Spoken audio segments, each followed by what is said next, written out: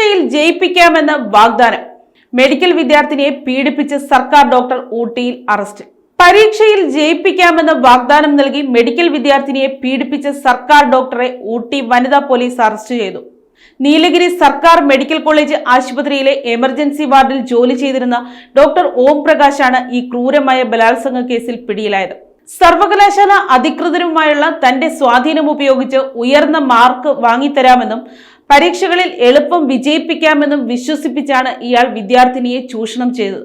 പ്രലോഭിപ്പിച്ച് ഊട്ടിയിലെ ഒരു സ്വകാര്യ ഹോട്ടലിലെത്തിച്ച ശേഷം മദ്യം നൽകി പീഡിപ്പിക്കുകയായിരുന്നുവെന്ന് പോലീസ് പറയുന്നു. പീഡനത്തിന് ശേഷം ഇരുവരും തമ്മിൽ ഹോട്ടലിൽ വെച്ച് വലിയ വാക്കുതർക്കം ഉണ്ടായതോടെയാണ് സംഭവം പുറത്തറിയുന്നത്. തുടർന്ന് നടത്തിയ അന്വേഷണത്തിൽ പ്രതിക്ക് സർവകലാശാലയിലെ ഉന്നത ഉദ്യോഗസ്ഥരുമായി അടുത്ത ബന്ധമുണ്ടെന്നും ഈ സ്വാധീനം ഉപയോഗിച്ചാണ് ഇയാൾ വിദ്യാർത്ഥിനിയെ വരുതിയിലാക്കിയതെന്നും പോലീസ് കണ്ടെത്തി. 2 തവണ വിവാഹിതനായ ഡോക്ടർ ഓം പ്രകാശിനൊപ്പമല്ല ഇപ്പോൾ ഭാര്യമാർ താമസിക്കുന്നതെന്നും വ്യക്തമായിട്ടുണ്ട്.